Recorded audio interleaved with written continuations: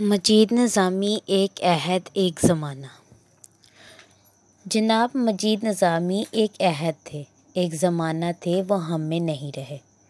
ان کی خوشبو باقی ہے، یادیں ہیں، ان کی باتیں ہیں جو ہمارے ساتھ ہیں۔ آج ان کی 93ویں سالگرہ ہے۔ کورونا کے بعد نہایت سادگی سے ہی منائی جائے گی۔ نظریہ پاکستان ٹرسٹ کی ایک تقریب کے دوران کسی مقرر نے نظامی صاحب کو اقبال اور قائد اعظم کا جانشین کہہ دیا۔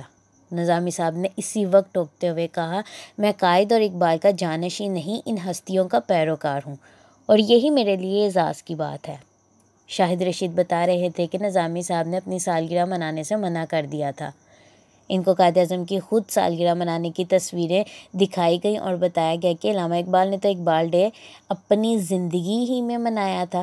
اس پر نظامی صاحب نے کہا کہ میں نہ قائد اعظم ہوں نہ علامہ اقبال، میں ان کا ورکر ہوں۔ ایک صاحب کردار شاعر انڈیا گئے، وہاں ان کو کس نے غالب سے بڑا شاعر کہہ دیا۔ اسی طرح ایران میں ہمارے ایک شاعر کو شیرازی کے برابر کا شاعر کہہ دیا گیا۔ اب تک دونوں شاعر ان اقوال پر یقین کامل کیے ہوئے ہیں۔ ایک بہت بڑے صحافی نے میاں نواز شریف کے بارے میں کہا کہ میاں نواز شریف اب صرف پاکستانی سیاستدان نہیں رہے، عالمی مدبر بن چکے ہیں۔ بادی النظر میں میاں صاحب کو اس قول پر اتنا ہی یقین ہے جتنا ان کو قائد اعظم ثانی ہونے کا زعم تھا۔ ایک تقریب نواز شریف قائد اعظم ثانی کے نعرے لگ رہے تھے، میاں صاحب اس پر مسرور و مسحور تھے، سر دھن رہے تھے۔ نظامی صاحب ان کے ساتھ ہی بیٹھے تھے، وہ کھڑے ہو گئے اور کہا، خبردار، کوئی بھی قائد اعظم ثانی نہیں ہو سکتا۔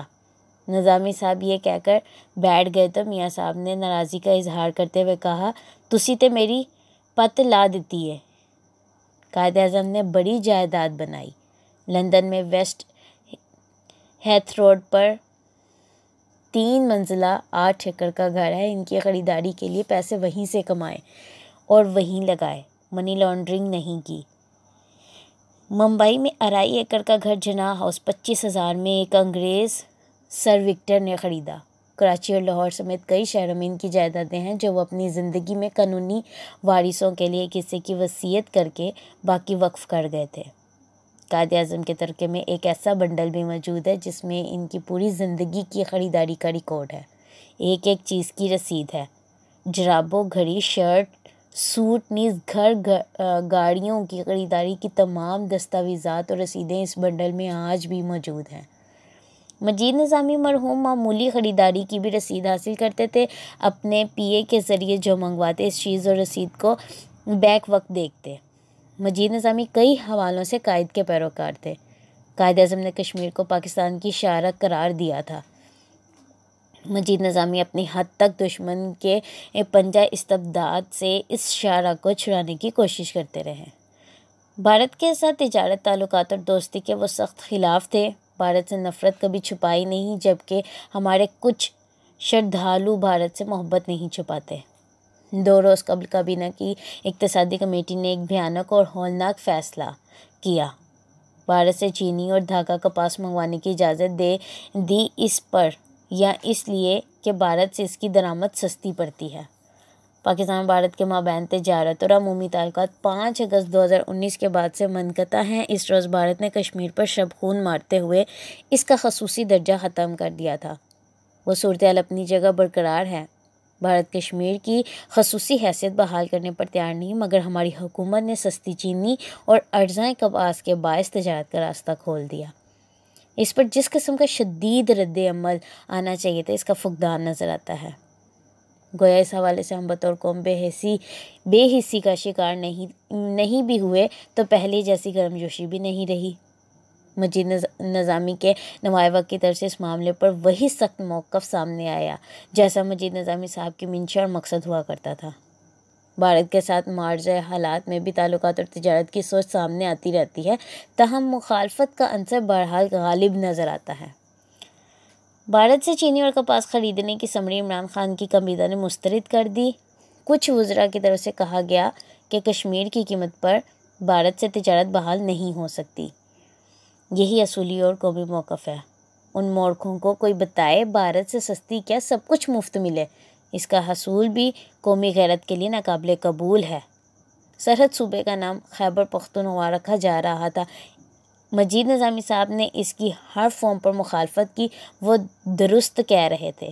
صوبوں کے نام سے کسی قسم کی لسانیت اور تعصب کا شبہ تک نہیں ہونا چاہیے۔ سرحد کا نام خیبر پختونخوا رکھا گیا تو ہزارہ کو صوبہ بنانے کی تحریک نے جنم لیا۔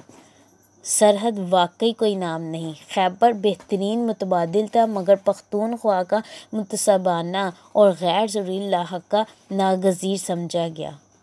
اب قومی اسمبلی میں خیبر خواہ کے نام کو بھی پختونخوا میں بدلنے کا تعصب سے لتھڑا ہوا بل پیش کیا گیا۔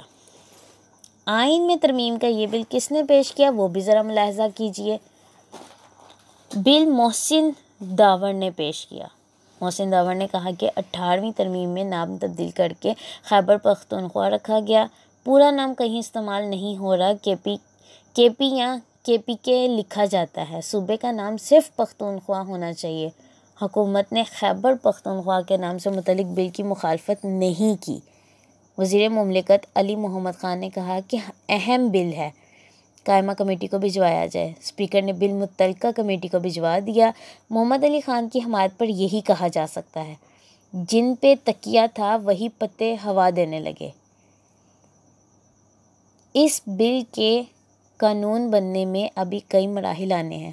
امکان ہے کہ پارلیمنٹرین اپنا کردار ادا کریں گے، اسی طرح جس طرح کابینہ کے ارکان نے کیا اور بھارت کے ساتھ تجارت کا راستہ کھوٹا کر دیا۔